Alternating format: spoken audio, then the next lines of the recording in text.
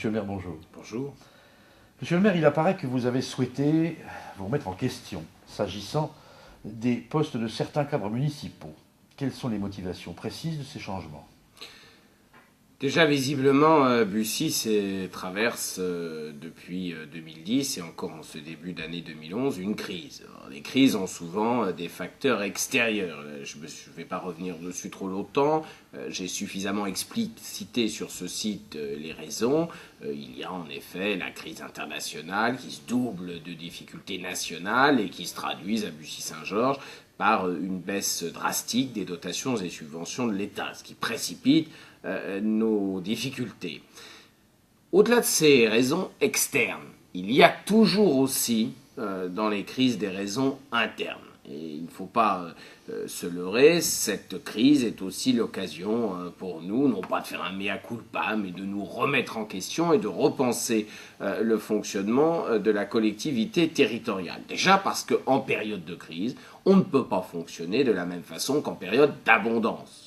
Donc nous avons en effet décidé de changer une partie des cadres dirigeants de la collectivité territoriale parce que je pense aussi qu'il est nécessaire d'avoir un regard neuf en période de crise. Pour des solutions nouvelles, il faut un regard neuf. Nous avons donc fait appel à un nouveau directeur général des services, qui est l'ancien DGS, directeur général des services de la ville de Sens, dans Lyon. Nous avons également remercié le directeur des services techniques, qui a été licencié, et nous avons accepté la démission de plusieurs des cadres des services techniques, plusieurs des contremaîtres et techniciens qui entouraient le directeur des services techniques. En contrepartie, nous avons embauché de nouveaux ingénieurs qui viennent renforcer ce service et essayer de donner le meilleur d'eux-mêmes pour Bussy. Alors quels sont, monsieur le maire, les objectifs respectifs visés par ces évolutions?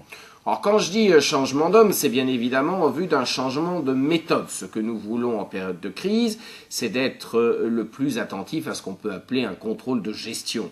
Il est entendu que la collectivité fonctionne par grande masse. Il y a les dépenses récurrentes pour les cantines, l'encadrement des enfants dans les écoles via les ATSEM, l'entretien des espaces verts ou les crèches. On sait bien qu'on peut modifier qu'à la marge ces sommes d'importance, ces grandes sommes qui structurent notre budget. Mais à la marge, ça ne veut pas dire qu'il ne faut pas le faire. Et donc, j'ai invité tous ces nouveaux collaborateurs à faire ce qu'on appelait dans les années 70 la chasse au gaspillage. C'est-à-dire que nous devons rationaliser au mieux nos dépenses, même si, encore une fois, ça a plus un effet, je dirais, psychologique, un effet de présentation et d'affichage qu'un effet durable par rapport aux difficultés que sont les nôtres. Si on économise 100 000 euros, on ne va pas pour autant compenser les 10 millions ou 12 millions d'euros de dotation que l'État nous a enlevés, mais il est important d'économiser ces 100 000 euros. D'abord vis-à-vis des Buxan-Georgiens, c'est de l'argent public.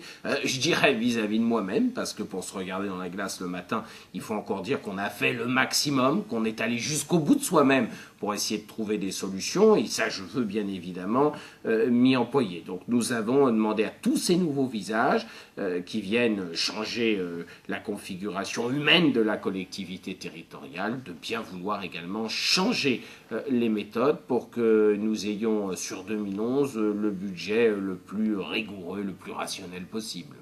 Merci, monsieur le maire.